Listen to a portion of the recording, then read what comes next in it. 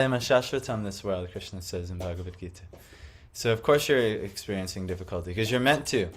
But the way that ordinary living entities handle difficulty versus the way that pure devotee handles difficulty are practically polar opposites. So if you can handle difficulty like the pure devotee, then you can actually have great... the difficulty becomes great mercy. But if you handle the difficulty like an ordinary person through lamentation and all kinds of steps for solution, it's just you're just inviting more and more difficulty and not making any spiritual growth. The difficulty is meant to it's supposed to help you, inspire you towards spiritual growth.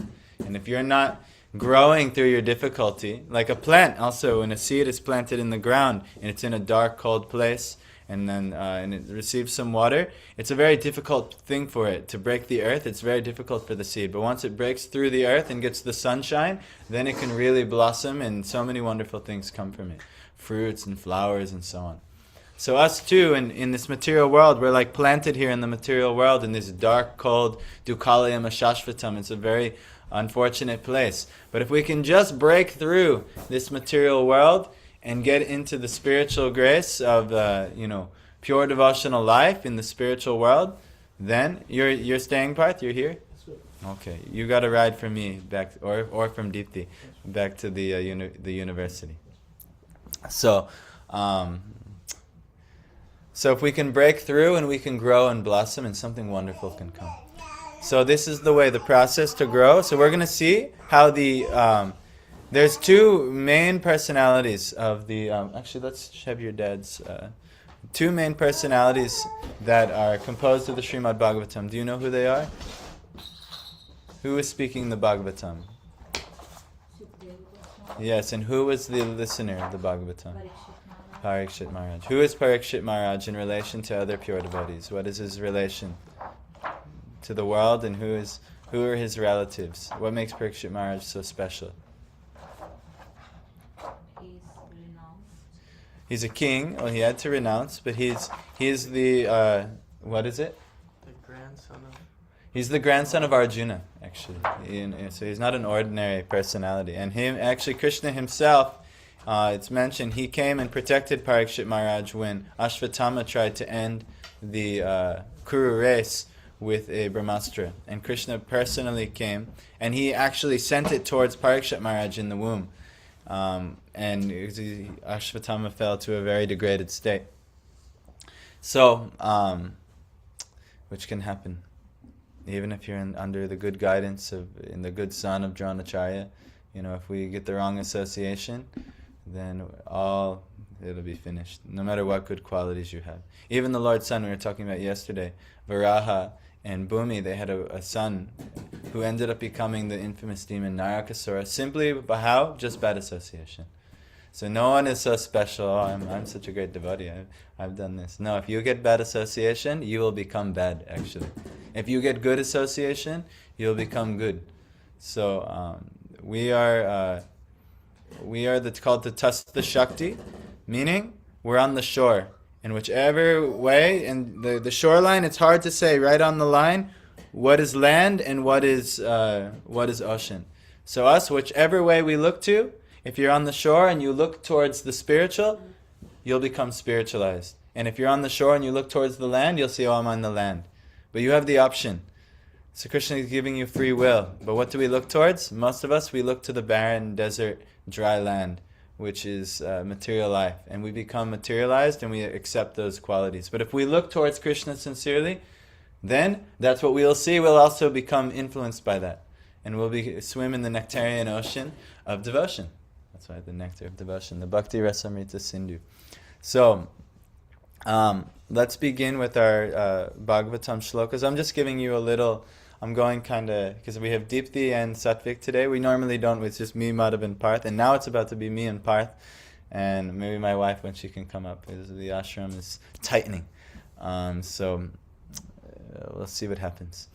But on the weekends, it's very nice when Deepthi can come. And Satvik, you're a special guest today. Krishna forced you to forget your bag so that you would come here today. So this is very good. Narayanam namaskritya naram chaiva narottamam devim saraswatim vyasam tato jayam mudirayet. These are verses from the Bhagavatam, and they tell us how to prepare ourselves to hear the Bhagavatam.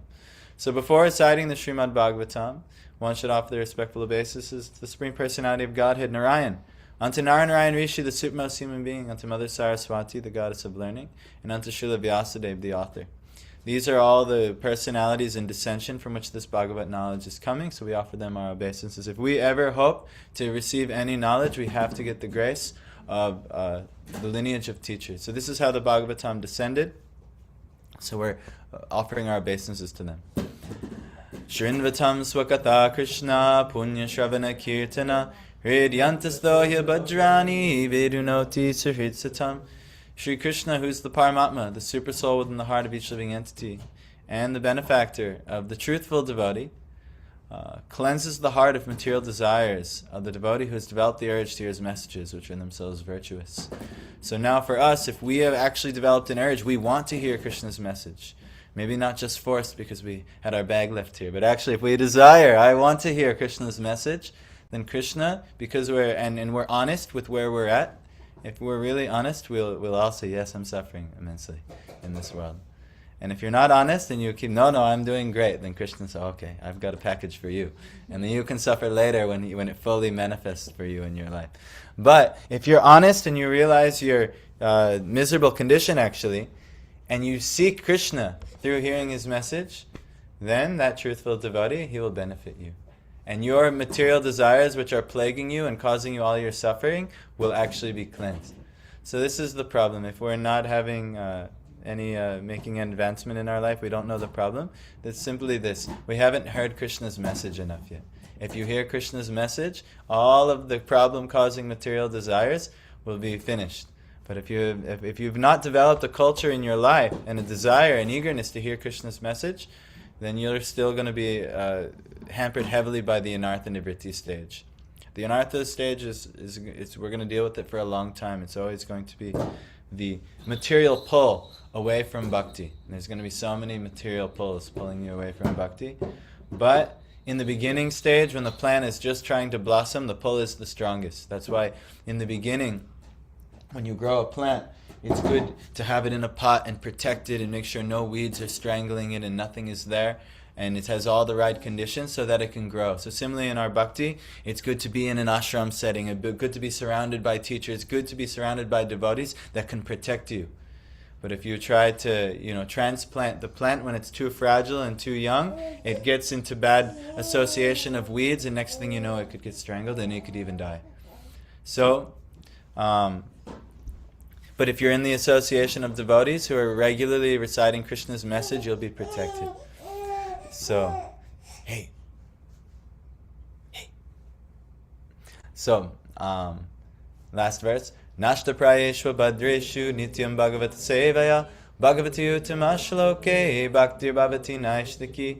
By regular hearing of the Bhagavatam, and simultaneously it's nityam bhagavata sevaya. Always, constantly serving the Bhagavat. So the first service of devotional service is what? It's the first service. Shravanam, yes. This is the prime fundamental service that you should do. If you've done nothing else, you just do this service, and then all other services will become unlocked to you. So Shravanam, just come in and hear. So by hearing of the Bhagavatam, and by rendering service to the person Bhagavat, because also there are persons who are exemplifying the Bhagavatam, by rendering them service in any which way they may need help, this what will happen? By hearing the Bhagavatam and rendering service to pure devotee, almost all that is troublesome to the heart, anything troubling in your heart will be completely destroyed. And what will come up instead? Love for the Supreme Personality of Godhead will be established as an irrevocable fact, meaning no one can take it away from you. If you do this thing, if you nityam bhagavata sevaya, nityam means regularly, every day. That's why every day we're hosting a program. Why? Honestly, I have so many duties to do in my life. This is a strain on my material duties to every day come and set up a program. But if I don't do this, all the troublesome things in my heart will be there, and I'll have no solution in life. So this is a necessary thing. not everyone is so fortunate that they can arrange for such a thing every day. But many of us are fortunate. At least every one of you can get the Srimad Bhagavatam either online or in book form and study it every day. And then you can be, and if you're sincere in your study, and especially if you get the opportunity to hear from someone more realized than you, then, wow, all that is troublesome in your heart can almost immediately be dissipated. So, this is our, but we have to actually really hear. We want to hear. Eager, okay, I want to really take in this message. Then, troubles can go away. And even in reciting the Srimad Bhagavatam, if I'm here, let's just say, no, well, you don't get to hear. You're taking the role of the senior devotee here, at the ashram. So who do you get to hear from? Well, one, I'm going to for 5 weeks to hear because I also need to hear. But two, by actually reciting, honestly, even if you did this in your life too, trying to just honestly recite the Srimad Bhagavatam, the wisdom from the Guru Parampara will come to you because it's in the Bhagavatam itself. So by reciting the Srimad Bhagavatam, these valuable lessons will come to you too. Also in reciting. Kirtan is very powerful. So all you have to do is have heard about the Srimad Bhagavatam, and then you can practice kirtan of it. You can recite it. So, Abhiram, it's okay. Yes. So let's see what's happening here. So, we were talking about last time the need for repentance. Well, before we begin, let's just do this. Let's do our Mangal Charana. Madhav, you can. It's Madhav's last day with us at the ashram for some time. Who knows how long that time will last? But it is Madhav's last day with us at the ashram for some time.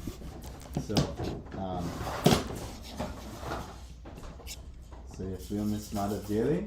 But Krishna has a plan in his life for everyone and everything, including the ashram and including Madhav. So we'll see how Krishna arranges everything and in everyone's life, and we'll see how what the next stages and chapters are for every day. So it's also Satvik's first day in the morning program of the ashram. So it's a very, very and one sad chapter, but a fresh new chapter is also here too. So no harm. So last time Madhav will at least resume in the morning Bhagavatam. These are our prayers. So we're going to honor the Guru who's opened our eyes with the torchlight of knowledge, and we're going to pray that we can get their mercy. It's the only way we can have this transcendental wisdom given to us. It's a gift. So chant these prayers with me. Om Jnana Timirandasya. Sorry.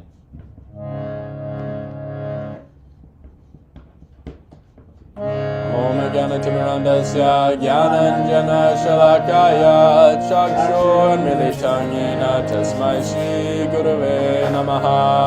Shri Chaitanya Manobhishtam Stapitam Yena Bhutale Swayam Rupa Kadamayam Dadati Swapadantikam Vandeham Shri Guru Shri Uttapada Kamalam Shri Gurun Vaishnavanscha Shri Rupam Sagrajatam Sahagana Raghunatam Vitam Tam Sajivam Sadvetam Savadhutam Parijana Sahitam Krishna Chaitanya Devam Shri Radha Krishna Padan Sahagana Lalita Shri Vishakhanvitanscha He Krishna Karuna Sindhu Dinabandhu Jagatpate Gopesha Gopika Kanta Radha Kanta Namostute Tapta Kanchana Gaurangi Radhe Vrindavaneshwari Vrishabhanu Sute Devi Pranamami Hari Priye Akshakalpa Tubhyasya Kripasindhubhye Vacha Patitanam Pavanebhyo Vaishnavebhyo Namo Namaha Jai Shri Krishna Chaitanya Prabhu Nityananda Shri Advaita Gadadhar Shivasadi Gaura Bhaktivinoda Hare Krishna Krishna Krishna Hare Hare Hare Rama Rama Rama Hare Hare Namo Vishnu Padaya Krishna Pristaya Bhutale Srimate Bhaktivedanta Swamini Namine Namaste Saraswati Devi Gauravani Pracharine Nirvishesha Shunyavadi Paschatya Shatarine. So,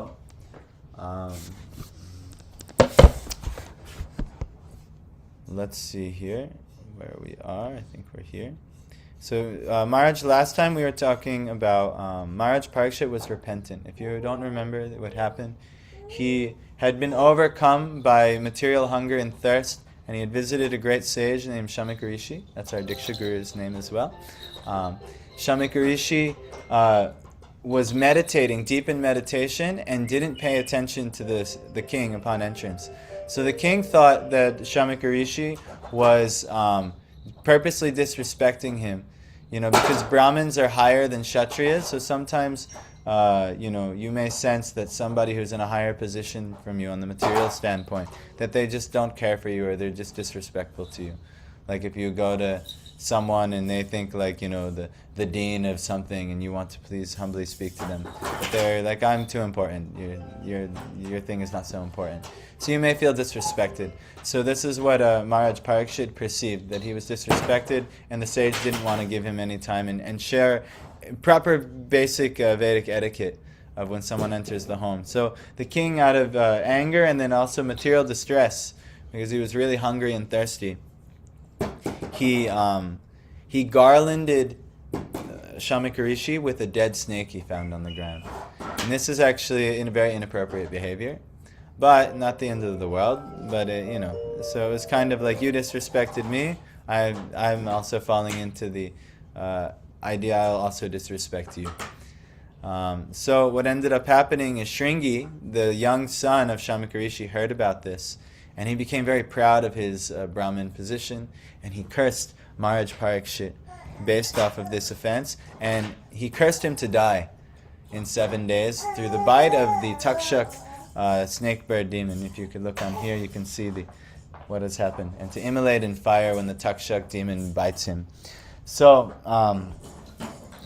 Maharaj Parikshit, he was thinking about what had happened, and he was thinking, maybe Shamika Rishi didn't realize I was there, maybe he was in meditation. A devotee, every time they do something improper, this was all set up by Leela, by the way. Maharaj Parikshit's a pure devotee, and even Shamika Rishi is a pure personality of the Lord as well.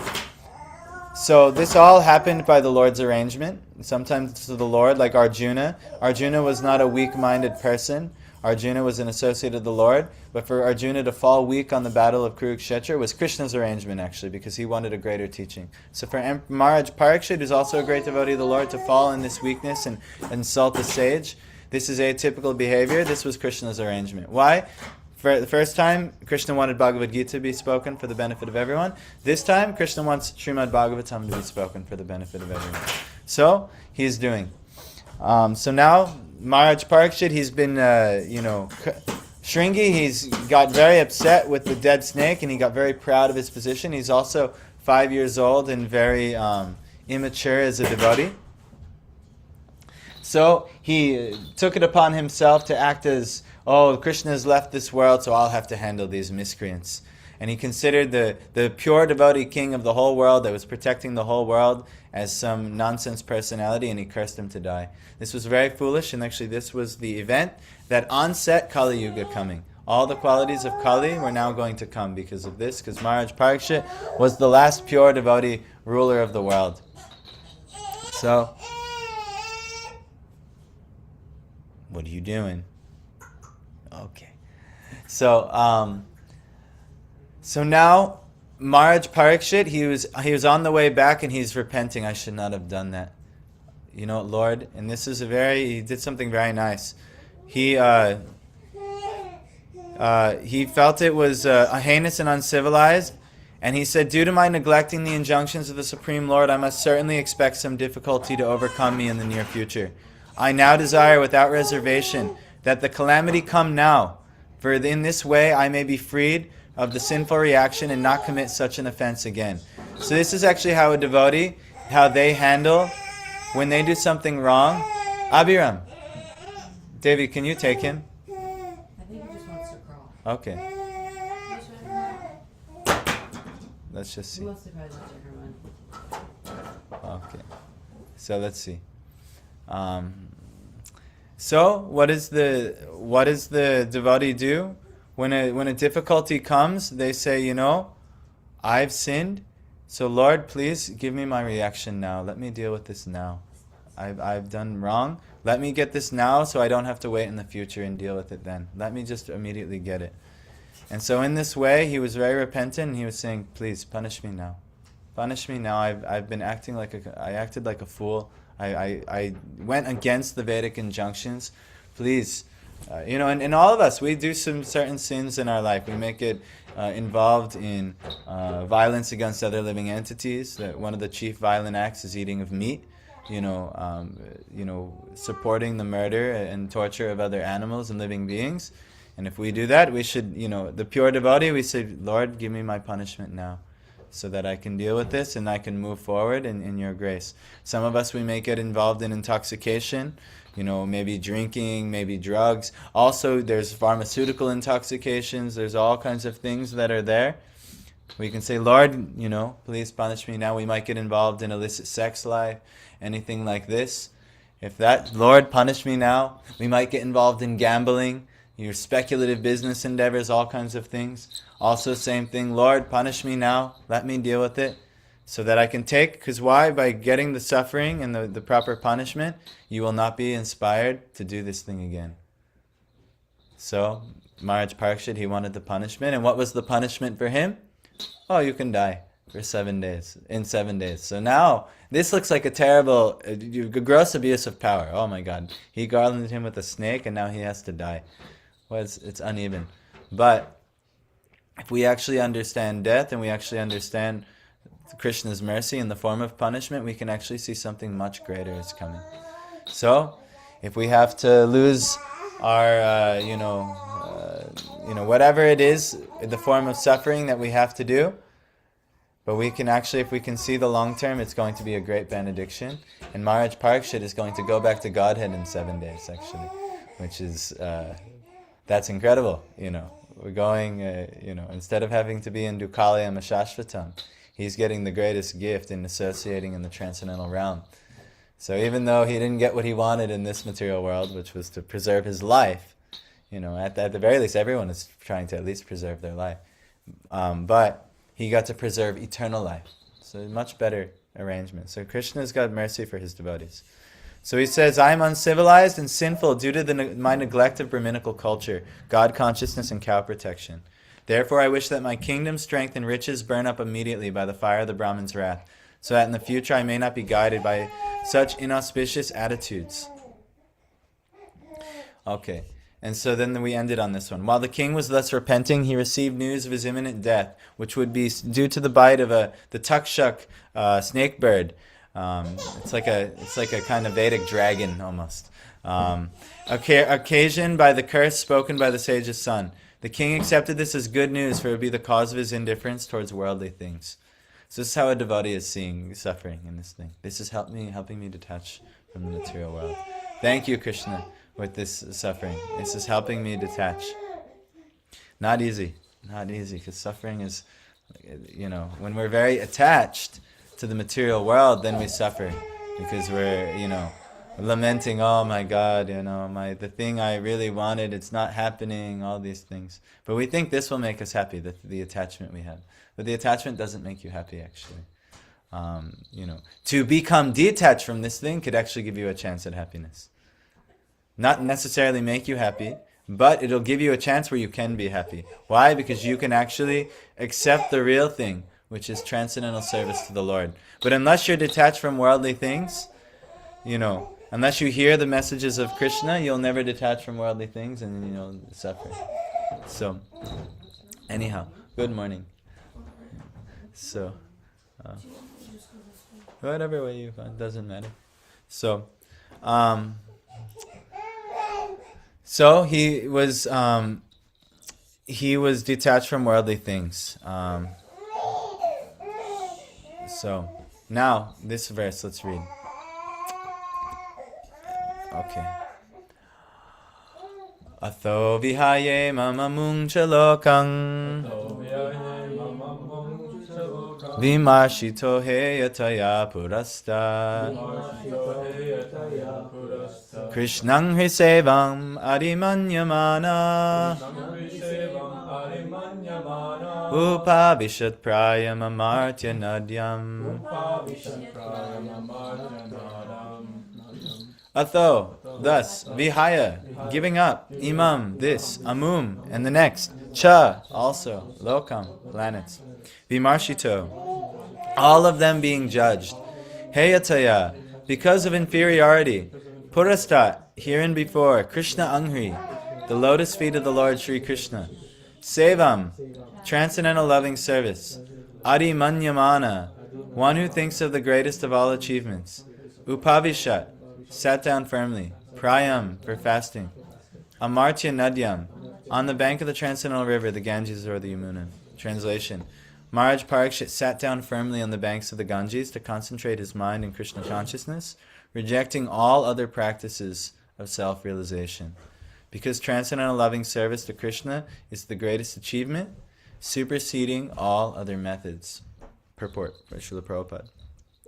For a devotee like Maharaj Parikshit, none of the material planets, even the topmost Brahmaloka, is as desirable as Goloka Vrindavan, the abode of Lord Shri Krishna, the primeval Lord and original personality of Godhead. This earth is one of the innumerable material planets within the universe, and there are innumerable universes also within the compass of the Mahatattva, which is like the total material energy. The devotees are told by the Lord and his representatives, the spiritual masters or acharyas, that not one of the planets within all the innumerable universes is suitable for the residential purposes of a devotee. The devotee always desires to go back home, back to Godhead, just to become one of the associates of the Lord in the capacity of servitor, friend, parent, or conjugal lover of the Lord, either in one of the innumerable Vaikuntha planets or in Goloka Vrindavan, the planet of Lord Sri Krishna. All these planets are eternally situated in the spiritual sky, the Paravyam, which is on the other side of the causal ocean, within the Mahatattva. So the devotee is always wanting to go back to the spiritual world. Whereas the non-devotee, us, we're wanting to enjoy in the material world. But the devotee, when a material difficulty comes, they say, okay, let me sit down and focus on this higher destination. And that's what Maharaj Parikshit actually did. And so now, Maharaj Parikshit was already aware of all this information due to his accumulated piety and birth in a high family of devotees, Vaishnavas, and thus he was not at all interested in the material planets. So because he was pious, he followed Dharma in this world, he built the Sukriti that he could associate with Vaishnavas. And then because he was associated in a family of Vaishnavas, he knew what the highest destination was. He watched his grandfathers all leave and pursue this higher goal just recently before, and now he himself is to do the same thing. So the devotee, when this world inevitably beats us down, and if you don't get beat down now, guess what? Old age, disease, and death are going to beat you down. When this world beats you down, if you've developed devotional culture, you'll know exactly what to do. Even right now, actually, if you know exactly what to do, it's labdva sudurlabam idam bahusambhavante manushya marthadam anitya apihadiraha tornam yateta napated anumrityu yavan nishreyasaya vishaya kalusarvatasya. If you have gotten the rare opportunity to take a human birth, one should immediately not fall down back into the material world. As long as you've not fallen down dead, one should immediately endeavor for nishreyasaya, the ultimate liberation. Because vishaya, or sense gratification, is available in any species of life. Don't worry. You'll always get opportunity for that. You don't need to endeavor for sense gratification. You don't have to endeavor for your food. You don't even have to endeavor for money. You don't even have to endeavor for all of these things, actually. Krishna will actually maintain you. But because we make so many endeavors, Krishna says, okay, here's Varnashram Dharma. Here's how you can make your endeavors and offer them slowly and gradually. But actually the devotee, they're so empowered by the Lord that just by sitting and chanting, everything will come to them. You've heard of the Mrgari hunter? You've heard of this pastime? Mrgari, he's a hunter, and he sustained his life by killing animals. But when he killed the animals, he had learned from his father to don't fully kill them. Leave them half dead. It's very cruel.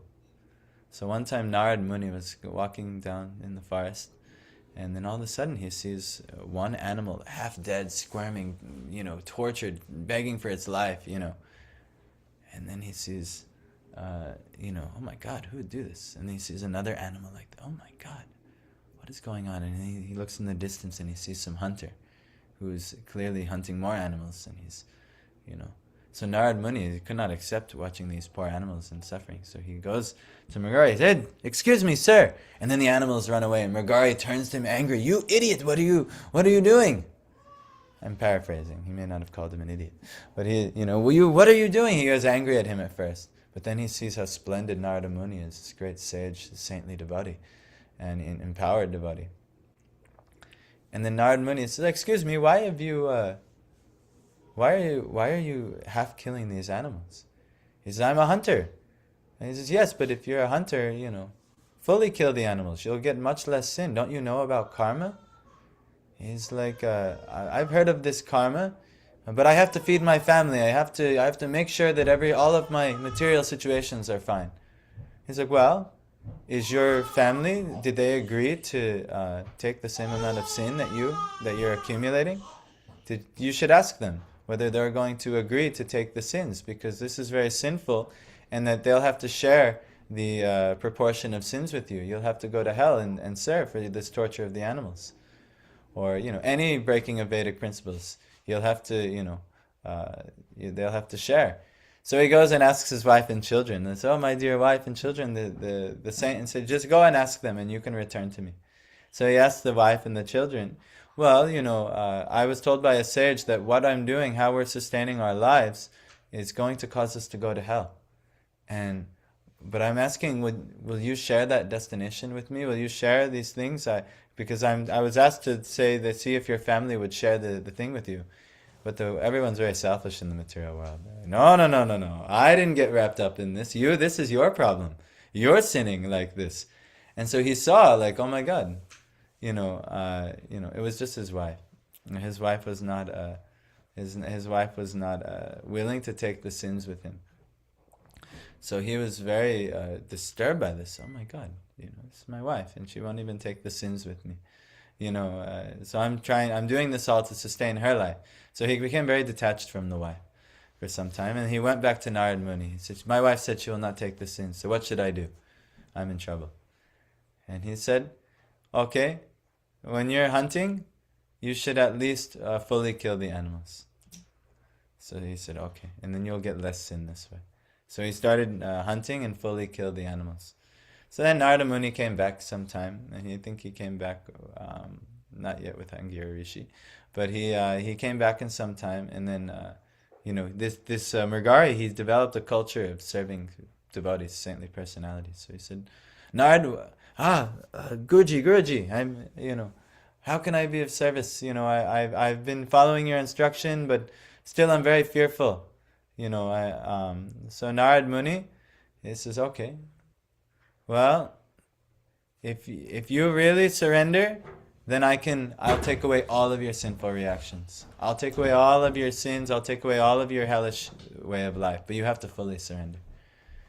So then Narada Muni, the hunter Mrigari, said, "Yes, tell me, I'll do anything. What do you want?" He said, "How are you sustaining yourself?" He said, "Of course, with my hunting bow." He says, "Snap it in half." Snap it in half. How will I feed my family? How will I do everything? He says, "All right, do you want me to help you or not? But you have to fully surrender to what I say." So he trusted Narada. Because once you trust the Vaishnavas, then it's different. In the beginning, you trust karma and dharma and all these things, so you make all kinds of material considerations. But if you really trust the Vaishnavas, they, like Narada Muni, may tell you to snap it all in half. So he snaps it in half. And he says, "Okay, now what? I've given up everything. I don't know how we're going to sustain ourselves in life." And he says, you sit down in the forest, you plant Tulsi in a pot, and you worship Tulsi every day. And you chant the holy names in front of Tulsi. You chant the Lord's name. I don't know what yuga this is. I don't know if he was chanting Ram's name or Krishna's name. I don't remember. But he's chant the holy names, and everything will come to you. Everything. You and your wife, you both do that, and just worship Tulsi in the forest. This is the easiest and best form of worship in the Indian forests at that time. So they did. They just worshipped Tulsi and chanting. So nearby, somehow or other, the villagers, they got word that hey, this really crazy guy Mrigari, this hunter, he's become like a sage in the forest. He's completely changed. He gave up hunting and he's just sitting there and worshipping Tulsi in the forest. I heard he met Narad Muni and all these things. And so then all of a sudden the villagers said, "Oh, now he's a disciple of Narad. He must be a great personality. We should all go and serve him. We should all go and help him and give him what he needs." So what do you know? Everyone, Narad Muni, he said, I'll give you more. You'll have more than what you need. So then next, all the villagers go and they're giving gifts and food and money and this and that and the thing. And Mrigari and his wife, they don't need anything because they just need Tulsi and some mala to chant beads, to chant the holy names of the Lord, and enough food to sustain their body. But he was worried, how will I get food? That's why he was hunting. They were cooking and eating the meat. So then Mrigari, he has all this food now. And then, so next time Narad Muni, he comes now with Angira Rishi. So when he sees Narad and Angira, he immediately wants to bow to them, but all of a sudden he sees all kinds of ants going. But now he's a pure devotee, he doesn't want to hurt anything. And so he starts taking his dhoti and shooing the ants out of the way with his dhoti. And Angira Rishi is like shocked because Narad said, "We're going to meet my disciple," but he sees him, he's like it's not like he was clearly born a low-class man to be a hunter. He's not like a very refined Brahmin or anything like that. So when Angira Rishi sees him, but just how he's shooing away all of these ants to try to protect them, and he's got all these devotional sentiments, Angira is shocked. So Mrigari, he says to Narad, he says, "Guruji, I need your help." And Narad says, "Yes, what is the help?" "Now I have too much food, I don't know what to do with it. So much is going to waste. Before I had the problem, we were trying to fight to survive, but now there's too much. I don't know what to do at all." So he said, "Just give it to the Brahmins and the Vaishnavas. Arrange for it to be given to the Brahmins and the Vaishnavas, and take only what you need. And you keep doing this, you chant the holy names, and you worship the Lord, worship Tulsi Devi, and everything will be taken care of. You'll have surplus, actually. So if you're fighting so hard, you don't have to fight so hard, actually. It doesn't have to be fought for. When there may come a time where Guru in your life will, you become so surrendered to Guru that they'll want to take care of you, and they'll say, okay, snap it all in half. And actually, this is what happened to Maharaj Parikshit. Because he got cursed to die, the Lord personally came and snapped his bow in half. His career and his duties, his dharma, he snapped it, and now what was left for him? So, this is what he's going to do. A devotee like Maharaj Parikshit does not care a fig for the moon, or for that matter, any of the material planets. So when he was assured of his death on a fixed date, he became more determined in the transcendental loving service of Lord Krishna by complete fasting on the bank of the transcendental river Yamuna, which flows down by the capital of Hastinapur in the Delhi state. Both the Ganges and the Yamuna are amartya, transcendental rivers, and Yamuna is still more sanctified for the following reason. I thought he went on the Ganga, so I'm confused. Is the Yamuna? Or maybe the Ganga and Yamuna meet at this place, but I thought that was Prayag. But anyway, it says on the banks of the Ganges up here, and then it says on the bank of the Transcendental River, the Ganges or the Yamuna. I think, if I remember correctly, there's different devotional conclusions from acharyas. So I think Prabhupada is the popular one is that he did this on the bank of the Ganges, but some of our intimate acharyas have said this really happened on the bank of the Yamuna because he wanted to attain Krishna. So where it actually happened, Prabhupada is giving the option for both here. So anyhow, this is this is what a devotee does. They will surrender everything and just focus only on worshipping the Lord. Now, to get to that point, Guru will have to take you to that point. And at the end, after Angira Rishi, he sees Narad, and he says to Narad, Narad, you are the most amazing personality. You're a pure devotee. anyone that associates with you will also become a pure devotee. Just see that this Murgari hunter, who was one of the lowest class people, torturing, killing animals, has now become a pure devotee because of you. So this is the power of true sadhu. So if we can somehow get their association, they'll purify us, and who knows? But we have to somehow surrender and take their instruction. That's all we can do. If we try to do our own instruction, no problem. Dharma is for you. Go ahead. Oh, you want to keep trying and hunting? Go ahead. But just see the result. He has way more from just sitting and chanting the Lord's name and worshipping Tulsi, instead of, pursuing all of this thing, that thing, the other thing. So the main thing is, though, it's not like, all right, well, I'm going to quit my job tomorrow. I'll quit my job today, actually. Let me snap my bow. No, you should take guidance.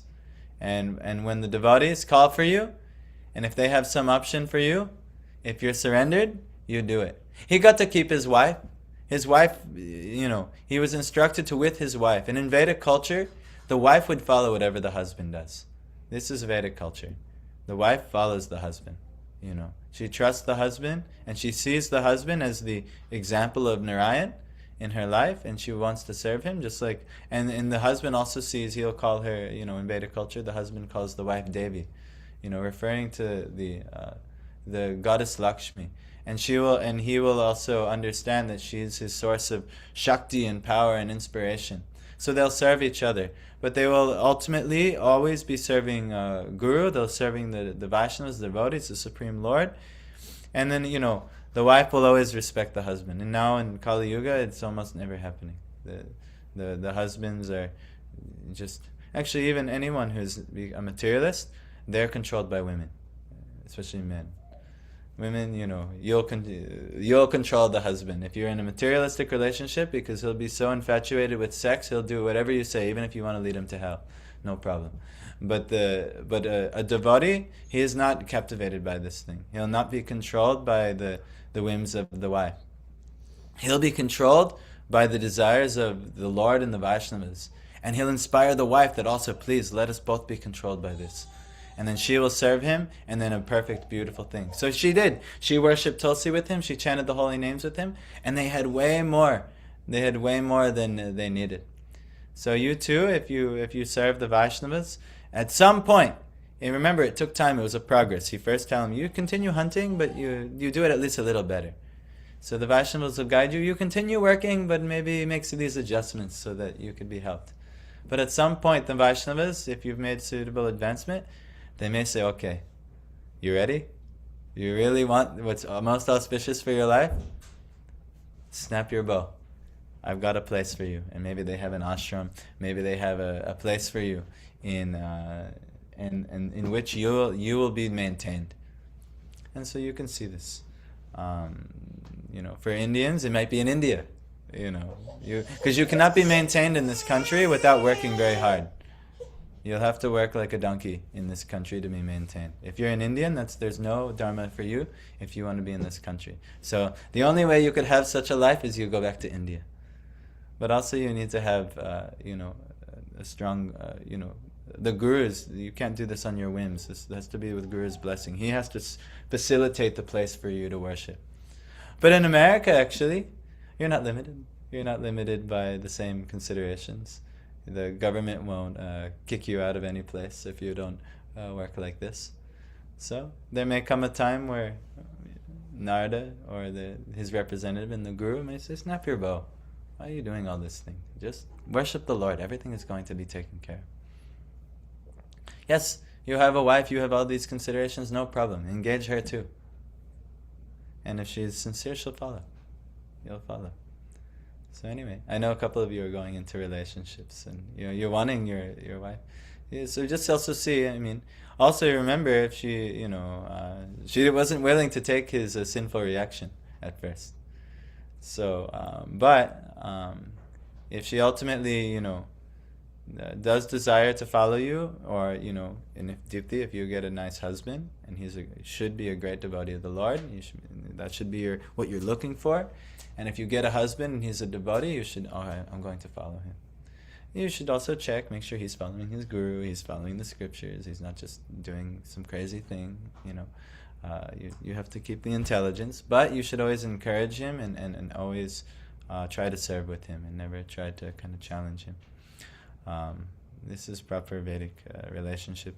Not easy, because we're conditioned the exact opposite, like every commercial in the USA is, or every sitcom or TV series or movie is downplaying how stupid men are and how all the women is always right and things, and this is actually the exact opposite of what is true, actually. It's not that the women are stupid, it's that men actually, they're disempowering men for a purpose, actually, because strong men can overthrow systems. Strong women, they're not going to be the ones that overthrow the systems. Because what strong women do, they empower the strong men. Like Alexander the Great, he was not defeated by anyone except Cleopatra. Only one who could defeat him. That's what only thing that can defeat a strong man is a strong and intelligent woman. So this is, but if you both work together, and we're not trying to defeat each other, if you both work together, then you can be empowered to serve the Lord. Otherwise, very dangerous situation. Very dangerous situation. Best not be engaged in it. So, deeply in sattvic, you may also be looking, and you should. What should be your focus, your radar? Who is a qualified partner for me? It's just one simple thing. Who is a devotee of the Lord? You a devotee of the Lord? Okay, good. Now we can check astrology, see if it works out good, and all these things. There's some Vedic proper etiquettes. You can do all those things. But the most thing, are you a devotee? Do you want to be a devotee? Okay, good. I also want to be a devotee. Let's just do it. Then you can work together. That's the only qualification. If that's not there, then maybe you should reconsider the arrangement. You're not obligated to anything, actually. You're obligated to one thing. You have one dharma. What's the highest dharma? Bhagavad Dharma. All other dharmas, Krishna says what about these dharmas? What does that mean? Sarva dharman parityajya, abandoning all dharma.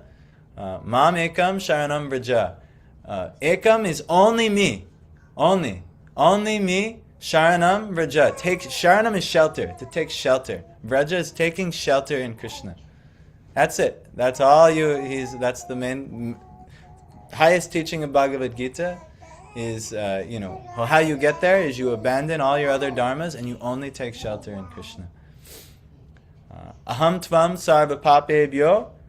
So for aham, I, Krishna is saying, and tvam, you, sarva papebhyo, all of your sins, moksha yishami masuchaha. I'll deliver you. They'll be delivered of you. Masuchaha. Don't lament. There's no need to lament. I'll take care of it. But it takes faith. That's not the first teaching in Bhagavad Gita. It's not like, Arjuna asks Krishna, what do I do? And he's Sarva Dharman Parityaja. No, he gives a whole Bhagavad Gita, progressive, advanced step. But as Arjuna increases his adhikar by development of wanting to hear deeper and questioning Krishna further and further and further, and then Krishna says, okay, I'll give you the best thing. You want the best thing? Like Narad Muni, progressively raise them up. So that's it. That's really all that needs to be done. And that's what Maharaj Parikshit is doing right now. He's completely surrendering to Krishna. Everything is finished. Krishna has already arranged it. He just has to accept. I've just been cursed to die by an empowered Brahmin. Their word always comes true. And this actually was the case back then. Now Brahmins' words, because they're not really Brahminical, the words don't come true. But you'll see, actually, you'll meet pure devotees, that whatever they say will come true, and then you'll become very fearful because they may, because you may have all kinds of desires for your material life, but the pure devotees will have no desire for your success in your material life. The pure devotee they'll have desires. No, I want you to be happy spiritually. I want you to have a good spiritual life. And you can't have a good spiritual life if you have a thriving material life. They're two opposite things. So the material life has to be destroyed. So the devotee will actually, might say, oh, I hope all this nonsense goes away. I hope so, So you have to be very careful when dealing with the devotees. And that's why you have to use everything in the devotee service, because if you don't, the devotees will not be happy with that thing in your life and be like, oh, I hope this thing goes away. It's disturbing. This thing is just it's just distracting you from devotional life. And so because the devotee is very dear to Krishna, Krishna will say, yes, that must happen. Your desires must happen. So we should always try to serve the devotees and engage literally everything we have in the devotee service, or the devotees, and and Krishna will see it as an obstacle in our life and he'll want to remove it. That's why he's named as Hari. What's Hari mean? He'll take everything. He'll take everything. But guess what he'll also take away? Your suffering, your misery, your illusion, all of the 6 vices, kama, lust, krodha, anger, moha, illusion. What is that? Mada, pride. And there's one more. What's attachment?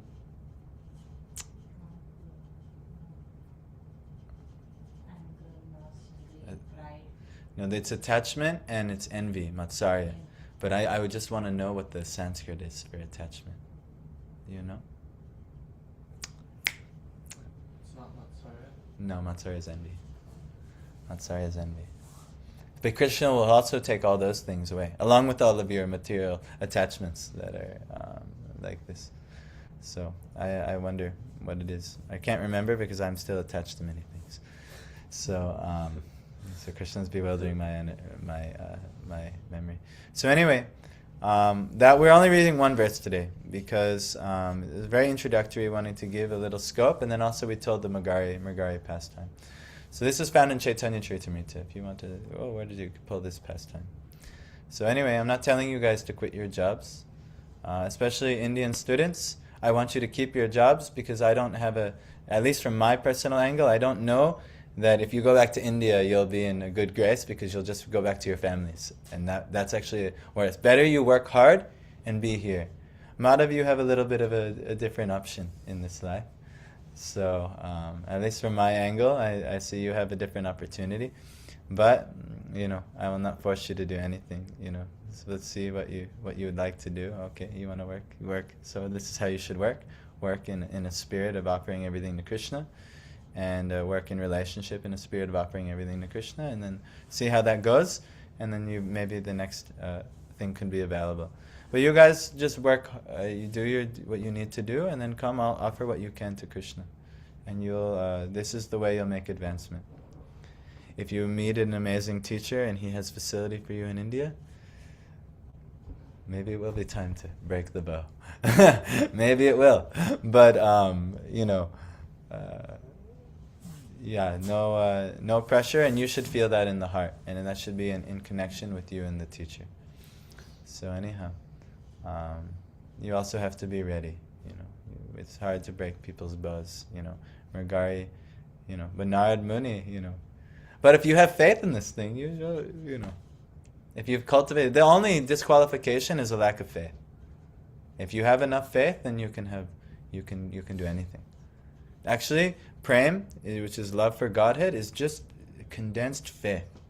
That's all it is. It's just very potent condensed faith. Just like when you condense milk, it becomes so creamy and even rubbery it can become so tasty, like that. So when you condense faith more and more and more, what you get is prem. So all it takes is just elevated faith. How much? And this is what makes a devotee more advanced. They have more faith. So what do you have faith in? Do you have faith in the hunting? Maybe you're not a hunter, but maybe you're some other worker in this world. Maybe you pack a warehouse. Maybe you I don't know what you guys do. Student, PhD, where maybe you build antennas. No problem. Not the worst things in the world. Not extremely glorious. Yes, you're gonna save all of mankind with an antenna, or with social work, or packing a warehouse. You're, not so much great, devotional service will likely come from this thing, but it can maintain your life, and then you can also use these fruits to maintain and help devotees and all these things, so it actually can be glorious. No problem. So can packing a warehouse. No problem. But there may come a time where the faith is built, and the guru will call for you. No. Don't worry about these things. Work on the highest dharma. Snap this bow. Go sit here at this place and in this, service, and you listen to Guru, and then you'll achieve perfection, and you chant the holy names.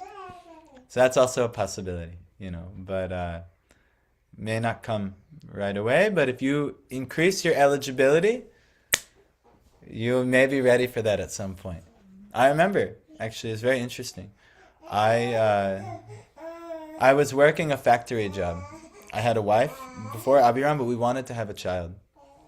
And I was working a factory job, and guess what I found? I've worked very hard to find it, and I made a commitment. I'm only going to work with devotees. After working in the karmi world for some time, it was so disturbing to me that I said, I only want to work with devotees. So I worked at the Bliss Kitchen, and that's where I met my wife. So Krishna blessed me by working with devotees and serving devotional project and things. He blessed me with a good wife.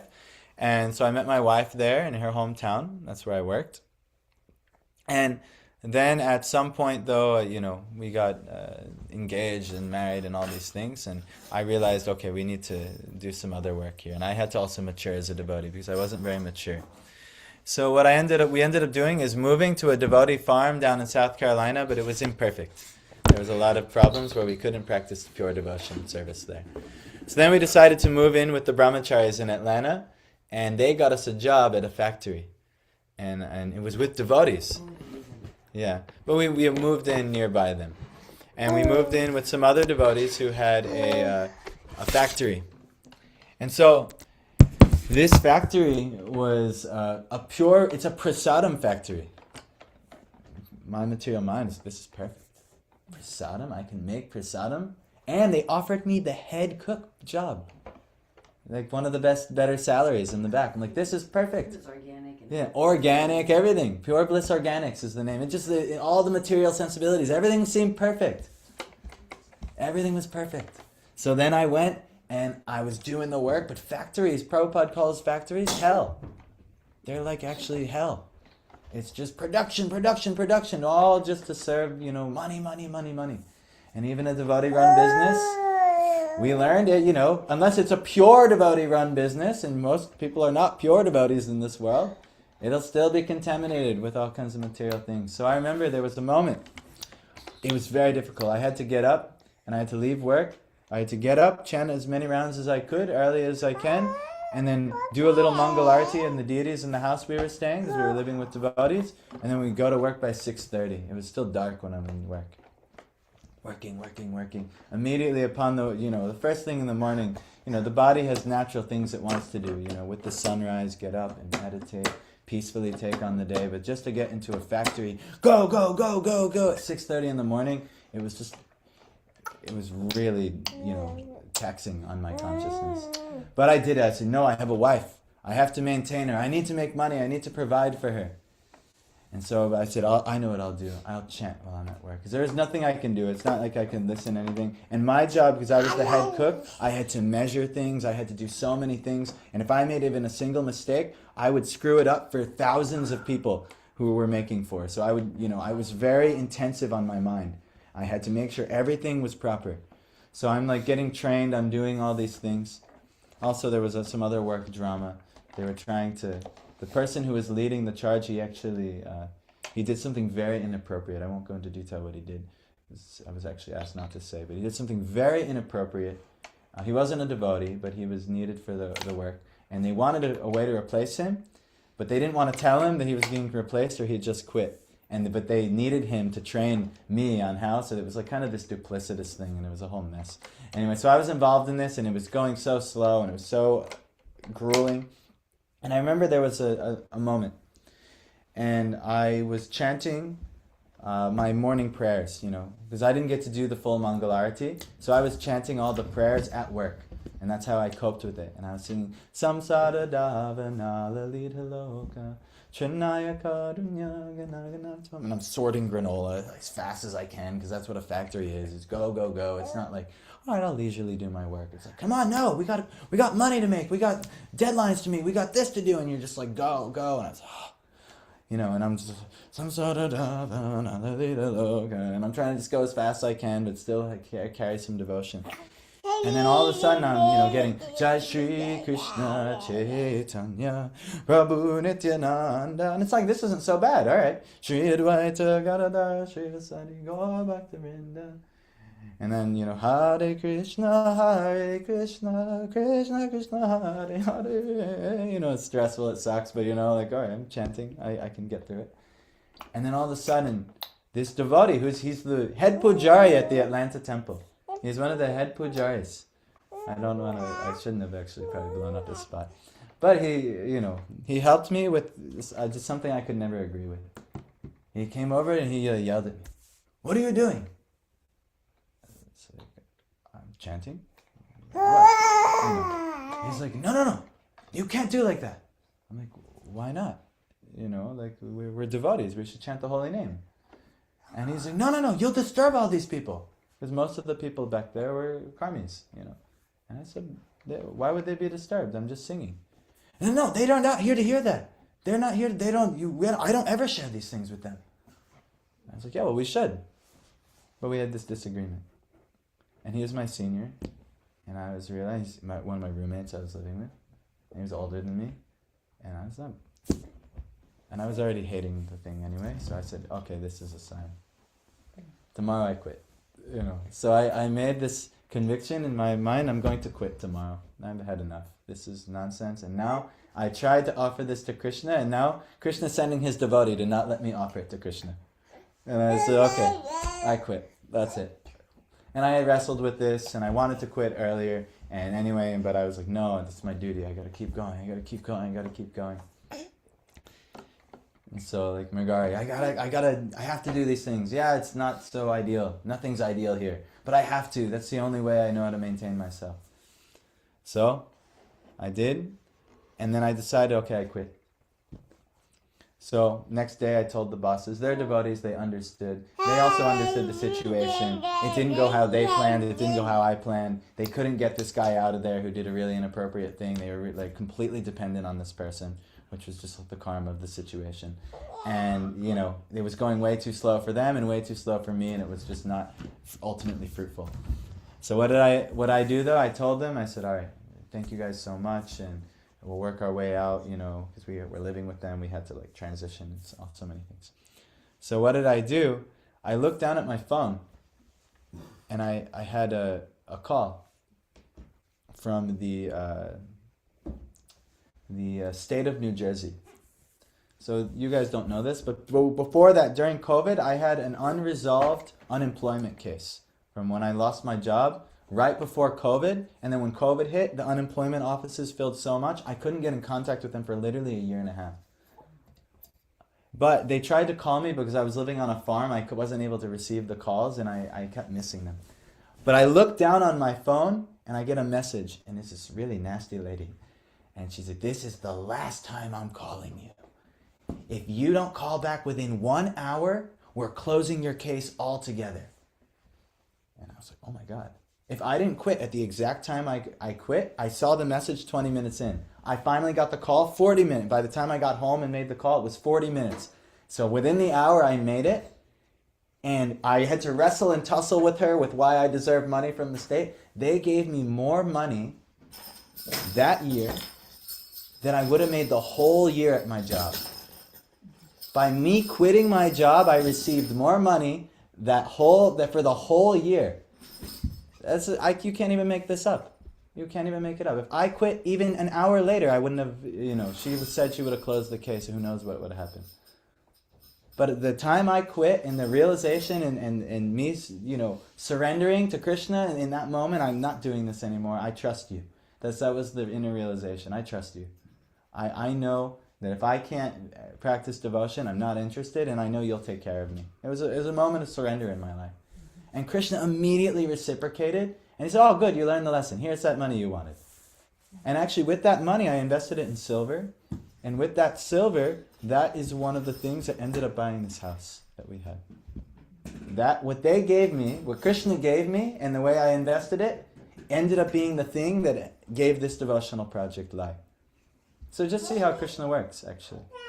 Just see how Krishna works. How does it make sense? How is quitting my job going to help anything? That's because we only have material vision. We can't see for the Krishna, he has something special waiting his devotees. But you cannot with your logic ever see how it's going to work. It doesn't work like that. Krishna is achintya. He's inconceivable how he works. But just see. I'm a living example. I think I might be the only person I know in history who quits his job and gets more from quitting his job, then, I don't know. I'm not a special case because I think anyone, if you apply these principles in your life, it will happen for you. Why would he only take care of me? You think you're not worthy of his mercy? It's simple. You surrender to Krishna and he delivers his promise because that's what he says. He says. And then what does he ultimately say? Man mana bhava mad bhakto. Put your mind in me. Become my devotee. Madhyaji, become my worshipper, or one who offers me sacrifice. Namaskaru, be one who offers one's obeisances to me. Mami vaishyasi,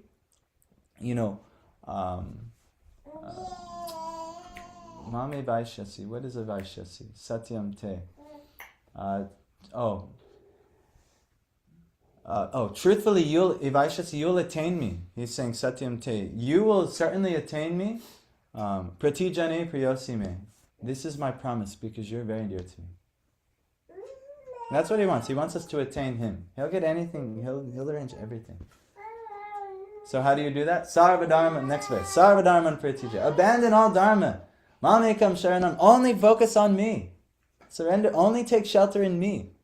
Ekam sharanam vraja. So this is what we need to do. Do we have enough faith for that? I don't know. Right now, for you Indians, you're not called to quit your job. But what you should do with all your spare time, you should come be here at the temple and serve. You should try to live at the temple if you can, or spend as much time at the temple as you can. For you, Madhav, you have maybe a different arrangement. You're not bound by the same dharmic circumstances that they are. And, Krishna will surely have a plan for you. But maybe you can I also tried many things. So maybe you try many things first. Mrgari also had to try many things before he has that realization. So you try some things and you see what happens. And maybe Krishna will also have a similar, realization and thing that happens in your life. Anyhow, we'll see what happens. So Grantharaj Srimad Bhagavatam ki jai.